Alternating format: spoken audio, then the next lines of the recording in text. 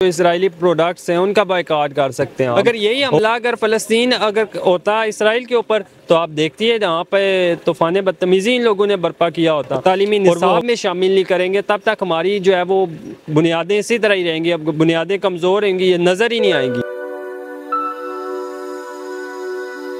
अस्सलाम वालेकुम जी, S5 media के प्लेटफॉर्म से साजिद खान आपकी खिदमत में हाजिर हूँ। इस वक्त मेरे साथ गुलामुल आरफीन मौजूद हैं। जिस तरह से पाकिस्तान में पिछले कुछ 2 साल में जो नई हुकूमत बनी और PDM की हुकूमत थी, उसके बाद से दोबारा हुकूमत बनी, फ़लस्तीन के जो हालात हैं तो इन्हीं 2 साल में सबसे ज़्यादा ख़राब हुए और पूरी दुनिया फ़लस्तीन के हक़ में आवाज़ उठा रही है। लेकिन बदकिस्मती है कि इससे पहले कभी ऐसा नहीं देखने को मिला कि पाकिस्तान इतना ज़्यादा पीछे रह गया हो किसी भी इस्लामी कंट्री के हमायत में सामने आने के लिए। गुलामुल आरफीन से पूछते हैं कि इस सब की क्या वजह हो सकती है। नौजवान हैं और इनकी बड़ी स्ट्रगल है इस हवाले से। अस्सलाम वालेकुम। वालेकुम अस्सलाम। क्या वजह है पाकिस्तान इस दफ़ा बहुत पीछे रह गया, ख़ास करके जो हमारे मुसलमान भाई हैं उनके हक़ में आवाज़ उठाने के लिए? इसकी बुनियादी वजह जो है वो मादियत परस्ती है, डॉलर की हवस है, पैसे की लालच है। और हम जैसे जैसे इस लालच का शिकार होते गए हमारी हुकूमतें और हमारी जो हमारे ऊपर काबिज़ लोग हैं हुकूमतों की सूरत में मुख्तलिफ़ अंदाज में जो हमारे ऊपर काबिज़ हैं, जितने वो अगयार के ग़ुलाम होते गए, मगरिब के ग़ुलाम होते गए, अमेरिका की जो है वो ग़ुलामी इख्तियार करते गए। किसी ने अमेरिका की ग़ुलामी का नारा लिया हुआ है और किसी ने रूस की ग़ुलामी का नारा लिया हुआ है। जब तक हम जो है वो एक आज़ाद खुद मुख्तार जो है ना वो खारजा पॉलिसी नहीं लाएंगे, अपने फ़ायदे और नुकसान को जो है ना वो डिफरेंट उसमें फ़र्क करके जो है वो फ़ैसले नहीं करेंगे, उसको फ़र्क करके खारजा पॉलिसी नहीं बनाएंगे, वतन को देख के, पाकिस्तान को देख के, इस्लाम को देख के, जिस काज के लिए वतन बना है।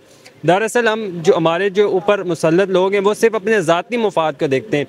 अब जो मौजूदा सूरत हाल है फ़लस्तीन और इसराइल के मसले पे, जो कि आप देख चुके हैं कि गज़ा की जो पट्टी थी उसको बिल्कुल जो है वो तबाह कर दिया गया, इतनी बमबारी की गई है और ना अस्पताल देखा गया है, ना स्कूल देखा गया है, ना कोई और चीज़ देखी गया।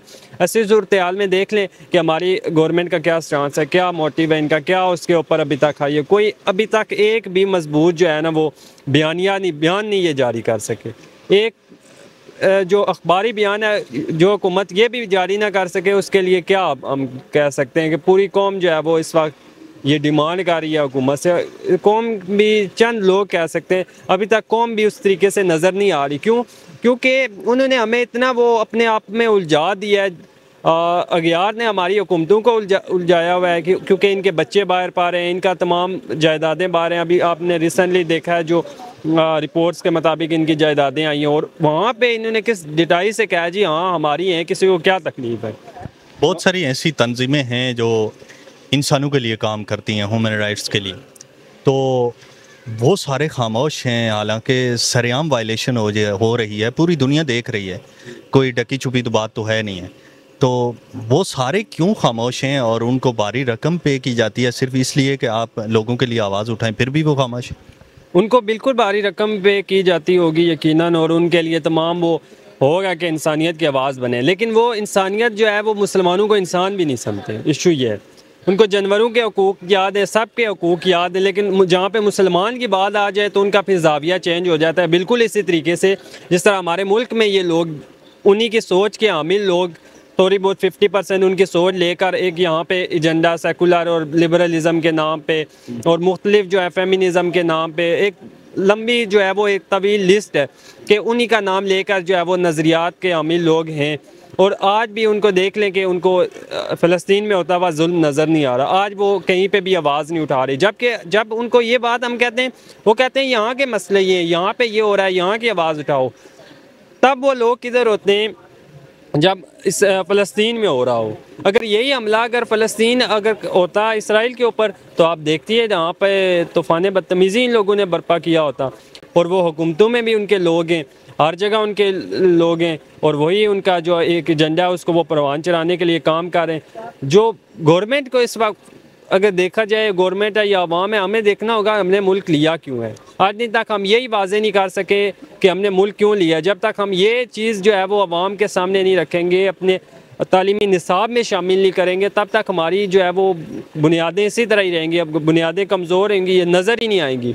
जो आम लोग हैं, घरों में बैठे हैं, हमारी माएँ बहनें हैं या हमारे बहुत सारे भाई ऐसे हैं जो परेशान हैं, वो कुछ कर नहीं सकते, हुकूमत पाकिस्तान उनको कुछ करने भी नहीं दे रही है, तो वो लोग घर में बैठ के फ़लस्तीन के लिए क्या करें?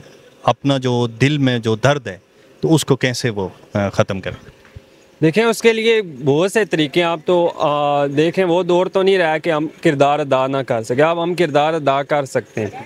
अभी देख ले, रिसेंटली अभी एहतजाज हो रहे हैं, एहतजाजी मुजाहरे हो रहे हैं मुल्क भर में, उसमें आप शिरकत करें। आप जो इसराइली प्रोडक्ट्स हैं उनका बायकॉट कर सकते हैं आप, और जो दीगर चीज़ें हम उनका साथ दे सकते हैं। हम उनको जो देखें, आप मुल्क पाकिस्तान में बहुत सी जो हैं वो समाजी तंजीमें ऐसी हैं जो फ़लस्तीन में सर्व कर रही हैं, वहाँ पे लोगों को खाना पहुँचा रही हैं, वहाँ पे जो है वो उनको फ़र्स्ट एड प्रोवाइड कर रही हैं। उनका आप जो है वो माली इमदाद करें, आप जितना हो सकता है उनको करें। आप गवर्नमेंट पे प्रेशर डाल सकते हैं तो आप गवर्नमेंट के ऊपर प्रेशर डालने की कोशिश करें। आपके सामने मुल्क में कई सियासतदान भी कुछ ऐसे हैं जो इस वक्त किरदार अदा कर रहे हैं, समाजी तंजीमें भी कर रही हैं। हमें अपने हिस्से की जो है ना वो जो है वो शम्मा जलानी चाहिए।